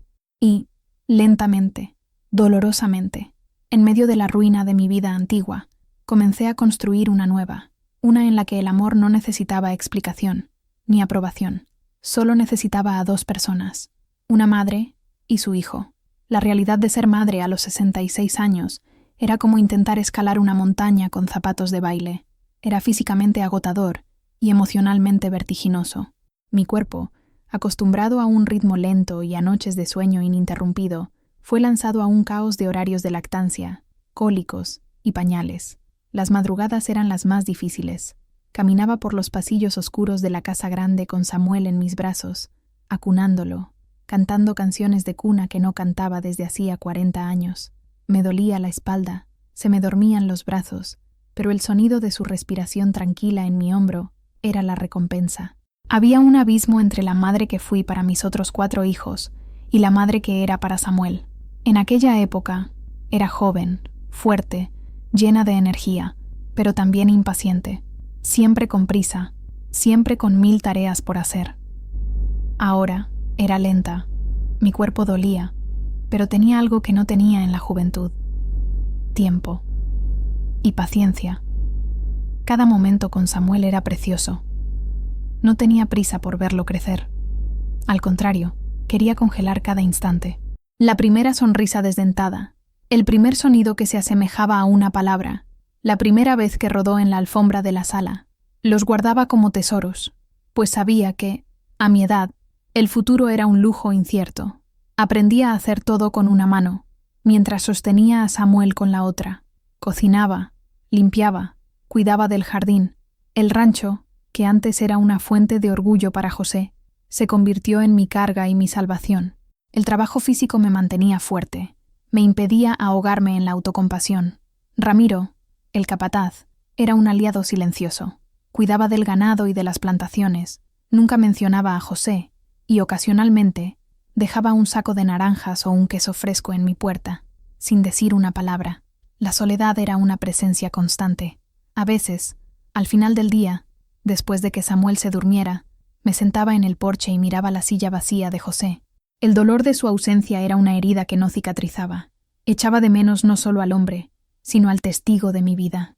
¿Quién más recordaría aquella vez que la inundación casi se lleva el granero?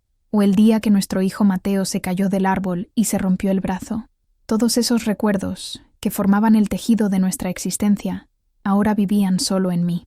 Pero entonces, un pequeño sonido venía del cuarto de Samuel, un suspiro, un quejido, y recordaba que no estaba completamente sola. Estaba construyendo nuevos recuerdos, una nueva historia. Un día, mientras bañaba a Samuel en la tina de zinc en la cocina, me salpicó agua en la cara y soltó una carcajada alta y sonora, una carcajada pura, llena de vida, y yo también me reí, una risa que vino del fondo de mi alma, una risa que no sabía que todavía era capaz de dar. En ese momento, algo cambió. La nube de tristeza que se cernía sobre mí pareció disiparse un poco, permitiendo que un rayo de sol entrara. La alegría de Samuel era contagiosa. Me recordaba que la vida, a pesar de todo, continuaba. Ser madre a mi edad no era solo un desafío, era un renacimiento. Estaba redescubriendo el mundo a través de sus ojos. Cada hoja, cada insecto, cada charco de lodo era una fuente de maravilla. Me forzó a salir de mi capullo de dolor y a mirar hacia afuera. No me devolvió la juventud, como prometía el tratamiento. Me dio algo mucho más valioso, un motivo para vivir el presente, intensamente, un día a la vez. Cuando Samuel cumplió 6 meses, la necesidad me obligó a salir de mi exilio autoimpuesto. El dinero que José dejó se estaba acabando y necesitaba comprar medicinas y provisiones. Con el corazón en la boca, me preparé para enfrentar al pueblo. Envolví a Samuel en un rebozo, cubriendo su carita todo lo que pude, y caminé hasta la parada del autobús. El viaje fue corto, pero cada minuto pareció una hora. Cuando bajé en la plaza principal, sentí todas las miradas clavarse en mí. El juicio del pueblo no había disminuido, solo se había solidificado. Ya no era una novedad impactante, era un hecho establecido, una marca de vergüenza en la comunidad. Entré primero en la farmacia. El viejo farmacéutico, que me conocía desde que era una niña, me atendió con una frialdad profesional, evitando mirar el bulto en mis brazos. Otros clientes en la tienda se apartaron sutilmente, como si mi deshonra fuera contagiosa. Lo peor fue en el mercado. Las mujeres, mis antiguas amigas y comadres, con quienes había intercambiado recetas y confidencias durante décadas, me dieron la espalda cuando me vieron. Consuelo, mi comadre, que había sido la primera en hablarme de la clínica, me vio de lejos y rápidamente se metió en una tienda para no tener que cruzarse conmigo. Su traición dolió más que la de todos los demás. Me movía por los puestos de frutas y verduras como una leprosa. Los cuchicheos eran audibles. Ahí está, la sinvergüenza. Y el niño, es verdad que es morenito. Fue en el puesto del vendedor de quesos donde la crueldad se volvió explícita. Una mujer, la misma Efigenia que antes me llamaba santa, se paró frente a mí, bloqueando mi camino. Sus ojos pequeños y duros me fulminaron. ¿No tienes vergüenza, Leocadia?, dijo, en voz alta para que todos la oyeran. ¿Paseando con el fruto de tu pecado como si fuera un trofeo? Mi primer instinto fue huir, encogerme, pero entonces, Samuel, dentro del rebozo, se movió y se quejó. Sentí su calor contra mi pecho, y algo dentro de mí, una fuerza que no sabía que poseía, se encendió. Levanté la cabeza y miré a Efigenia a los ojos. El único pecado aquí, Efigenia, es tu juicio, dije, con una voz sorprendentemente firme. Este es mi hijo, y lo amo. Si Dios tiene algún problema con eso, que me lo diga a él. No necesito mensajeras. Un silencio de asombro cayó sobre la parte del mercado donde estábamos. Efigenia se quedó boquiabierta, sin palabras. La rodeé, compré mi queso y salí del mercado con la cabeza en alto. Pero no todos eran crueles. Ese mismo día, una pequeña luz de esperanza apareció. Una joven llamada Elena, que se había casado recientemente y se había mudado al pueblo, se me acercó en la plaza. Tenía una sonrisa tímida. «¿Doña Cady?», dijo. Yo solo quería decir que su hijo es precioso. Se asomó por encima del rebozo y le sonrió a Samuel. «No haga caso de lo que dicen. Son de otro tiempo». Las lágrimas llenaron mis ojos. Aquel simple acto de bondad de una extraña fue como un vaso de agua en el desierto. «Gracias, mi hija. Gracias». Ese día aprendí una lección importante. El mundo no era solo blanco y negro. Había tonos de gris. Estaba la crueldad de la multitud, pero también estaba la bondad silenciosa de los individuos. Y decidí que me concentraría en esa bondad. Regresé al rancho sintiéndome herida, pero no derrotada. Había enfrentado al pueblo y había sobrevivido. Había defendido a mi hijo. Y por primera vez sentí un atisbo de orgullo. Ya no era la pobre y abandonada Leocadia, era la madre de Samuel. Y eso era suficiente. La historia de una abuela de 66 años que dio a luz a un bebé y cuyo marido la abandonó después, era demasiado buena para permanecer confinada en los límites de nuestro pueblo.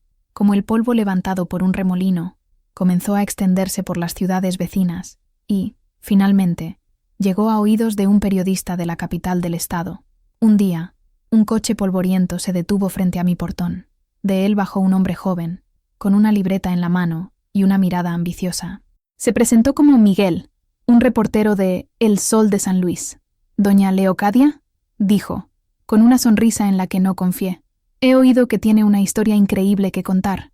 Mi primer instinto fue echarlo, cerrarle el portón en la cara. No quería que mi dolor y humillación se convirtieran en entretenimiento para otros. Pero entonces dijo algo que me hizo detenerme. «La gente está contando su historia, señora, pero la están contando a su manera, llena de mentiras y juicios. Esta es su oportunidad de contar su versión. La verdad, esa palabra. Mi verdad era tan fantástica que nadie la creía, pero quizás, solo quizás, si se imprimía en un periódico, la gente tendría que, al menos, escucharla». Dudando, lo dejé entrar. Nos sentamos en el porche. Samuel dormía en una cuna improvisada a mi lado. Con voz baja, le conté todo. La soledad, el viaje a la capital, la clínica, la doctora, la explicación científica, el nacimiento de Samuel, el abandono de José. No omití nada. Hablé con una honestidad brutal, porque ya no tenía nada que perder.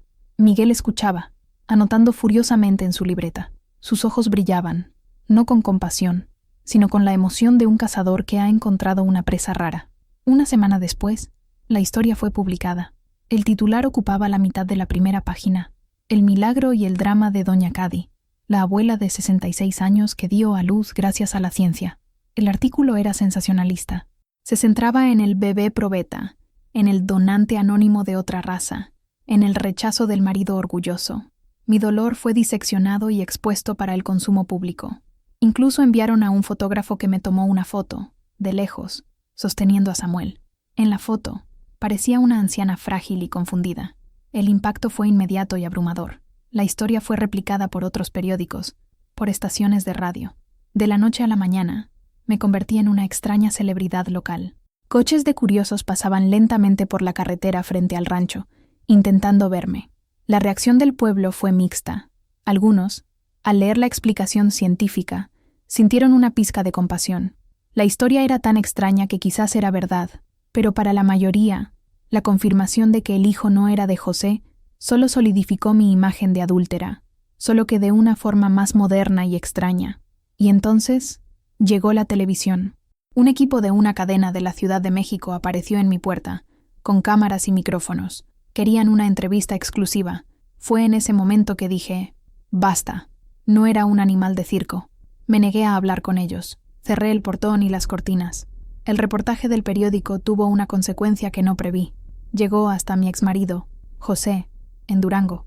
Años después, supe por un primo lejano que, cuando vio el titular, la humillación fue demasiado para él. La historia de su deshonra ahora era pública, impresa para que todos la vieran. Aquello fue el clavo final en el ataúd de nuestro pasado. Vendió su parte del ganado y nunca más se supo de él. Se borró de nuestra historia. De verdad, la tormenta mediática, como todas las tormentas, finalmente pasó. Los reporteros se fueron en busca de una nueva historia sensacional. Los curiosos dejaron de pasar, y yo me quedé, una vez más, con el silencio. Pero algo había cambiado. La verdad, aunque distorsionada y sensacionalizada, estaba ahí fuera. Ya no necesitaba esconderme. Había contado mi historia. Quien quisiera creer, que creyera. Quien no, que viviera con sus propias mentiras. Tenía a mi hijo, mi rancho y mi verdad. Y por primera vez sentí que eso era suficiente para empezar de nuevo. Después de que el polvo de los medios se asentó, una nueva rutina se estableció en el rancho La Esperanza. Una rutina tejida con los hilos de la necesidad, el amor y una obstinación silenciosa. Los días eran largos y el trabajo, arduo, pero había una paz en esa repetición que curaba el alma. Samuel y yo creamos nuestro propio universo dentro de los límites de esa propiedad. El mundo exterior, con sus juicios y su curiosidad mórbida, se volvió lejano, un ruido de fondo que aprendí a ignorar. Los meses se convirtieron en años. Samuel dejó de ser un bebé de brazos para convertirse en un niño curioso y lleno de energía, con piernas firmes que lo llevaban a explorar cada rincón de nuestro mundo. Su cabello rizado creció, formando una aureola oscura alrededor de un rostro siempre sonriente. Sus ojos, grandes y expresivos, absorbían todo con una intensidad que me maravillaba. Creció con la tierra. Sus primeros pasos fueron en la hierba seca del patio. Su primera palabra no fue mamá, sino vaca, señalando a los animales en el pasto. No tenía miedo de ensuciarse las manos de tierra, de correr detrás de las gallinas o de intentar ayudar a Ramiro a alimentar a los terneros. El rancho era su patio de recreo y la naturaleza, su maestra. Yo era su compañera constante. Le enseñaba los nombres de las plantas del jardín, le contaba historias sobre las estrellas en el cielo limpio de la noche, le cantaba las mismas canciones que mi madre me había cantado a mí. Mis manos, antes ocupadas con bordados finos, ahora estaban siempre sucias de tierra, de harina o de pintura, de nuestras tardes de pintar con pigmentos naturales que hacíamos con flores y arcilla. La casa, antes un mausoleo de recuerdos de una familia que se fue, volvió a llenarse de vida. Las risas resonaban por los pasillos, juguetes de madera quedaban esparcidos por la sala, las marcas de altura en el marco de la puerta de la cocina, que se habían detenido con Sofía, ahora tenían una nueva línea, la de Samuel, subiendo cada año. Aprendí a administrar el rancho. Con la ayuda de Ramiro, que se convirtió en un amigo leal y discreto, aprendí sobre precios de granos, sobre vacunas para el ganado, sobre la mejor época para la siembra. Descubrí en mí una fuerza y una capacidad que nunca supe que tenía. Ya no era la esposa del dueño del rancho, era la dueña. Claro, no era fácil. Había momentos de desesperación, cuando una cosecha era mala o un animal se enfermaba. Había noches en que la soledad me visitaba y lloraba en silencio en mi cuarto, extrañando tener a alguien con quien compartir el peso del mundo. Pero entonces llegaba la mañana y con ella el rostro sonriente de Samuel, llamándome para empezar un nuevo día. Y la tristeza se disipaba. El amor por él era un sol que salía todos los días, quemando la niebla de la noche anterior. La gente del pueblo, con el tiempo, se acostumbró. Mi historia dejó de ser un escándalo para convertirse en una leyenda local. La vieja Cady y su niño. Algunos todavía me miraban con desconfianza, pero otros, especialmente la generación más joven, veían solo a una madre dedicada y a su hijo. La joven Elena, que fue la primera en mostrarme bondad, se convirtió en una amiga. Traía a sus hijos a jugar con Samuel, y en su casa encontré un refugio de normalidad. El ritmo de nuestra vida era lento, marcado por las estaciones. La estación seca, cuando le enseñaba a Samuel a ahorrar agua. La estación de lluvias, cuando bailábamos en el patio, sintiendo las gotas frías en nuestros rostros. La cosecha, cuando celebrábamos la abundancia con un pastel de elote. En ese ritmo, en ese aislamiento elegido, encontré una felicidad que no era exuberante ni ruidosa. Era una felicidad tranquila, profunda, como las raíces de un árbol antiguo. Había perdido a un marido, una familia, una reputación, pero me había encontrado a mí misma, y había ganado un hijo que, con su simple existencia, había llenado todos los vacíos de mi alma. A medida que Samuel crecía, el mundo más allá de las cercas de nuestro rancho comenzó a imponerse, y con él, las preguntas. La primera vez que notó la diferencia fue en la escuela rural, a la que comenzó a asistir a los 6 años. Era el único niño negro de la clase. Los niños, con la crueldad inocente que les es propia, no tardaron en señalarlo. Un día, volvió a casa con los ojos rojos de llanto contenido. No quiso contarme el motivo, pero por la noche, en la cama, preguntó, con la voz ahogada por la almohada: «Mamá, ¿por qué mi piel es del color del chocolate y la tuya del color de la leche?» Mi corazón se encogió. Sabía que este día llegaría. Había ensayado esta conversación en mi cabeza 1000 veces, pero ninguna preparación parecía suficiente. Me senté en el borde de su cama y le acaricié el cabello. «Porque tú, mi hijo, eres especial», comencé, eligiendo las palabras con cuidado. «Fuiste hecho con un poco de sol extra. Tu color es hermoso. Es el color de la tierra fértil, del café fuerte que nos calienta por la mañana». Pareció satisfecho con la respuesta poética, pero sabía que las preguntas más difíciles aún estaban por venir. Y llegaron. «Mamá, ¿dónde está mi papá? Todos los otros niños tienen un papá». Esa era la pregunta que más temía. ¿Cómo explicar la ausencia de José? ¿Cómo hablar de un hombre que era, técnicamente, su padre adoptivo, pero que lo rechazó antes incluso de conocerlo? ¿Y cómo explicar la existencia de un padre biológico que era un completo extraño, un nombre en un archivo de una clínica? Decidí por la verdad, una versión simplificada, adecuada para su edad, pero aún así la verdad. «Mi amor», dije, sentándome con él en el porche, el lugar donde tantas conversaciones difíciles habían ocurrido. «La historia de cómo llegaste a mí es un poco como un cuento de hadas moderno». Le conté que yo era muy vieja y ya no podía tener bebés, pero que mi corazón deseaba mucho un hijo. Entonces, fui a ver a una doctora mágica en la ciudad grande, que usó un poco de polvo de hadas científico y una semilla especial para ayudarme. Esa semilla especial, continué, mirándolo a los ojos, vino de un hombre bueno y generoso, que quería ayudar a mujeres como yo a tener la alegría de ser madre. Era un hombre fuerte e inteligente, y tenía la piel bonita como la tuya. «¿Y don José?», preguntó recordando las fotos antiguas que veía por la casa. Me dolió el pecho. Don José era mi marido. Él no entendió la magia. Se asustó de lo especial que eras. Y a veces, cuando la gente tiene mucho miedo, se va.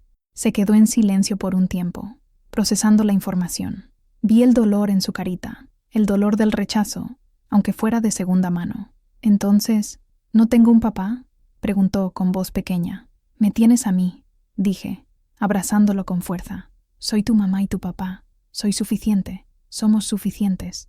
Somos una familia». Aquella conversación no lo resolvió todo. La ausencia de un padre era un agujero en su vida que yo, por más que intentara, no podía llenar completamente. Continuó haciendo preguntas a lo largo de los años, y cada vez añadía más detalles a la historia, tratándolo con el respeto de quien merece saber la verdad sobre su propio origen. Hablé sobre la ciencia, sobre donantes, sobre genética. Era un niño inteligente, y con el tiempo comenzó a entender. El dolor del rechazo de José nunca desapareció por completo, pero fue mitigado por la comprensión y el amor inquebrantable que nos unía.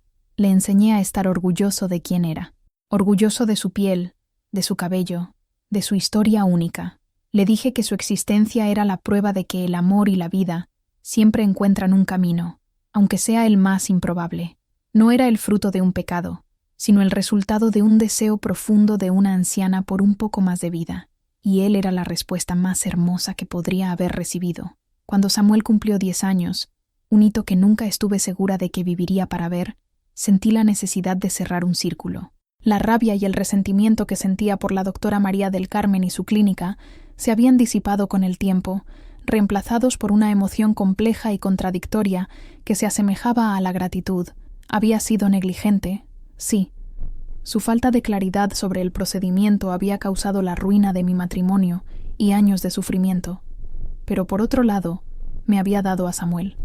Y Samuel era la mayor alegría de mi vida. ¿Cómo podía odiar a la persona que me dio mi mayor tesoro? Decidí escribirle una carta, no para acusar ni para pedir algo, sino para contar el resultado de su evento científico de extrema rareza. Me senté a la mesa de la cocina en una tarde lluviosa, con una hoja de papel de carta y un bolígrafo. Las palabras no salieron fácilmente. Empecé y reinicié varias veces. ¿Qué quería decir? Finalmente, comencé a escribir, no como una paciente enfadada, sino como una madre. Estimada doctora María del Carmen, quizás no se acuerde de mí. Mi nombre es Leocadia Ramírez. Hace 10 años, acudí a su clínica en busca de un tratamiento para sentirme más viva. Quizás recuerde mi caso como aquel que tuvo un resultado imprevisto.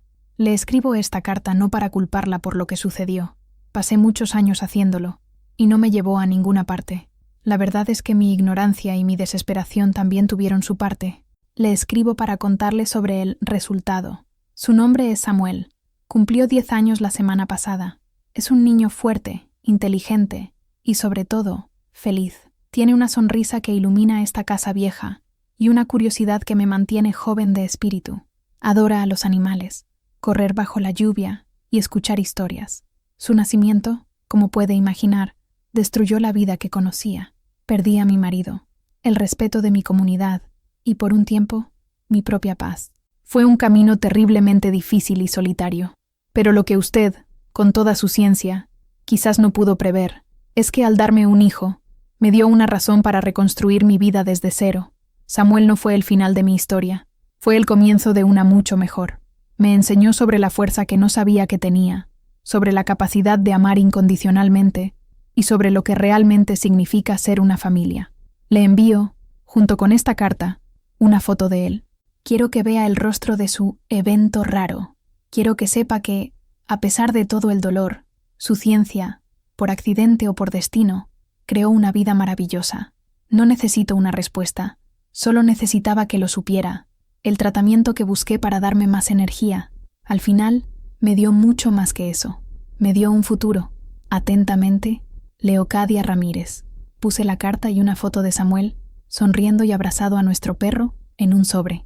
Le pedí a Ramiro que la enviara por correo en la ciudad. Semanas después, para mi sorpresa, recibí una respuesta. Era una tarjeta elegante, con el logotipo de la clínica. Dentro, con una caligrafía impecable, la doctora había escrito solo unas pocas líneas. Estimada señora Ramírez, su carta y la foto de su hermoso hijo me han conmovido profundamente. Recuerdo muy bien su caso, y a menudo he pensado en usted. Admiro inmensamente su fuerza y coraje.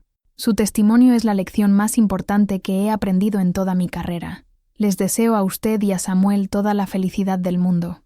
Con el más profundo respeto, doctora María del Carmen. Leí la tarjeta varias veces. Las lágrimas corrieron por mi rostro, pero no eran de tristeza, eran de alivio. Era un reconocimiento, una absolución. El círculo finalmente se había cerrado. El tiempo, que en la juventud parece un río caudaloso, en la vejez se convierte en un arroyo tranquilo, cuyas aguas corren de forma casi imperceptible. Los años pasaron.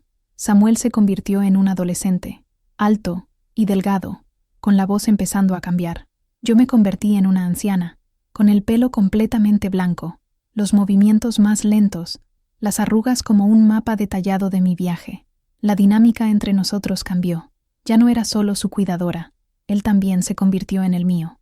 Alcanzaba los estantes altos, cargaba los cubos pesados, me leía las letras pequeñas de los periódicos. Había una ternura en su cuidado que me llenaba de un orgullo silencioso. Nuestra relación era la roca sobre la que construimos nuestra vida. Hablábamos de todo, sus sueños de ser veterinario, las chicas de la escuela que lo hacían tartamudear, sus frustraciones con la vida en un lugar tan pequeño. Y yo le contaba historias del pasado, no con amargura, sino como lecciones de vida. El rancho La Esperanza, que un día fue el símbolo del orgullo patriarcal de José, se transformó en un refugio de paz, un lugar que reflejaba nuestra asociación. El jardín de rosas seguía siendo mi dominio, pero ahora había también una huerta, cuidada por Samuel, llena de tomates, pimientos y calabazas. El ganado todavía pastaba en los campos, pero ahora había también un pequeño cercado con perros rescatados que Samuel traía a casa, para mi falsa desesperación y secreta alegría. La comunidad, que un día nos condenó, ahora nos aceptaba con una especie de respeto reacio. Me convertí en doña Cady, la mujer fuerte. Samuel, con su manera educada y su inteligencia, se ganó el respeto de sus compañeros y de los mayores. El color de su piel, que antes era un blanco para la crueldad, se convirtió solo en una característica, eclipsada por la fuerza de su carácter. A veces, veía la mirada de José en el rostro de un extraño, o escuchaba una voz que me recordaba a la suya, y el viejo dolor volvía, una punzada fantasma, pero era pasajero. Mi vida estaba tan llena del presente, de la presencia vibrante de Samuel, que había poco espacio para los fantasmas del pasado. Una tarde de domingo, estaba sentada en mi mecedora en el porche, observando a Samuel, ahora con 16 años, reparar la misma cerca que José estaba reparando el día que nuestra vida se partió. Se movía con una confianza y una habilidad que me recordaban a su abuelo, mi padre. El sol poniente teñía el cielo de tonos naranjas y rosas, y la brisa suave traía el olor a tierra mojada de una lluvia pasajera. Terminó el trabajo y vino a sentarse en los escalones del porche, cerca de mí.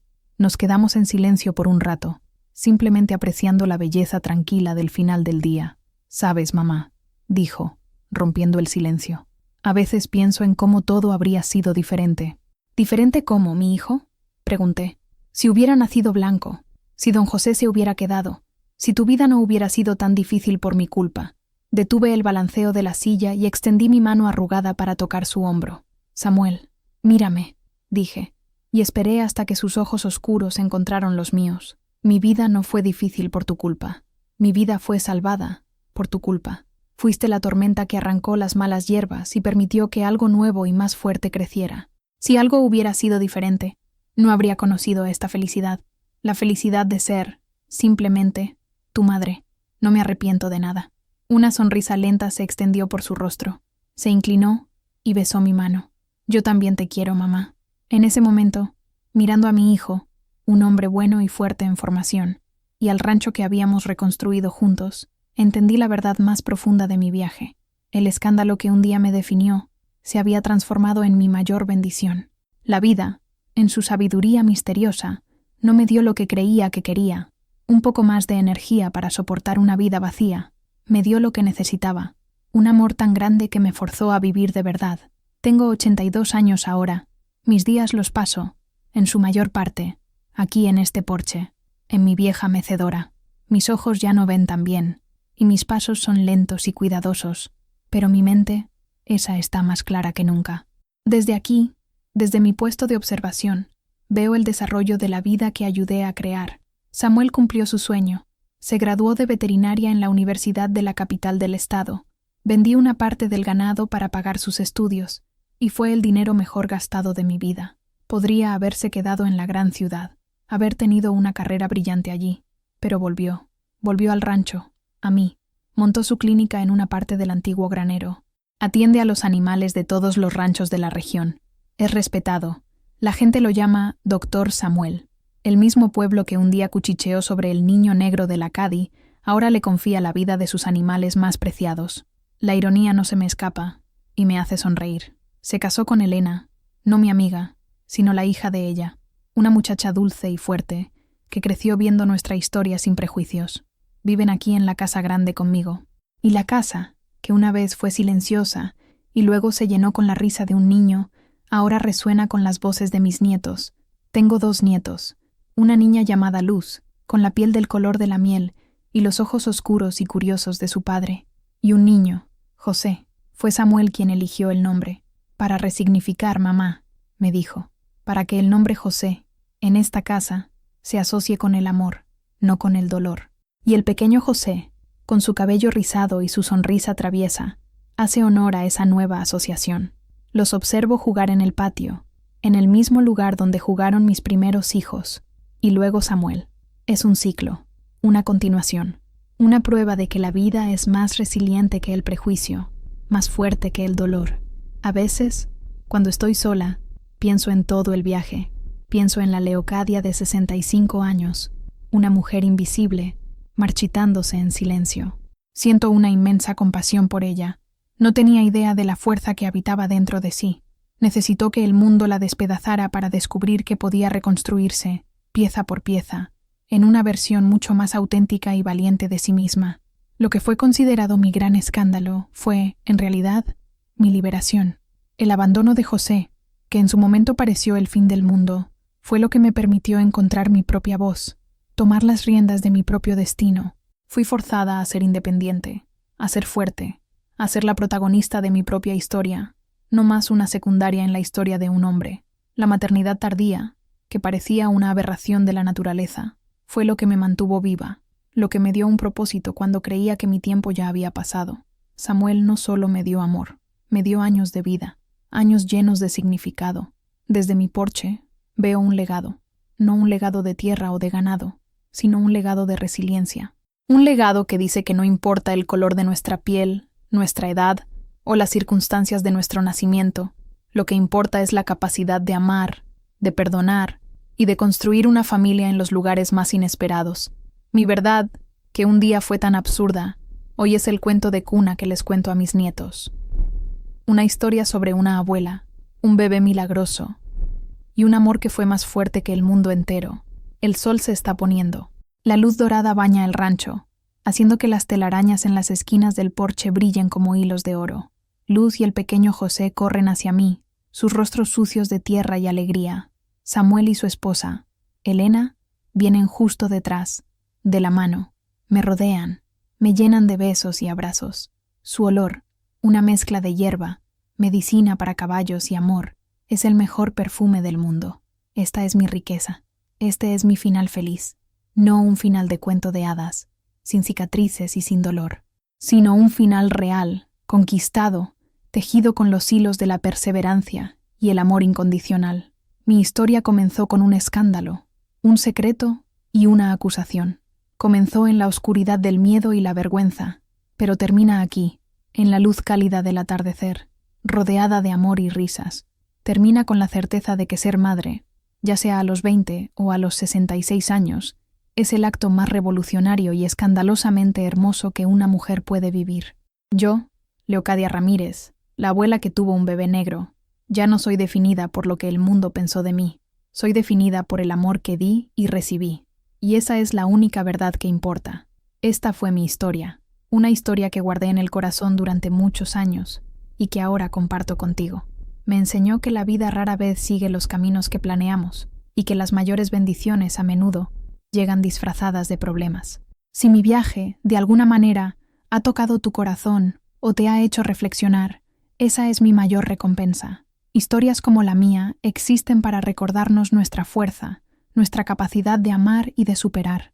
Si quieres seguir escuchando voces que, como la mía, encontraron su camino en la adversidad, te invito, una vez más, a suscribirte al canal, a dejar tu me gusta y, si quieres, a compartir tus pensamientos en los comentarios. Cada vida es una historia que merece ser contada, y cada historia escuchada nos hace un poco más humanos. Gracias por escucharme.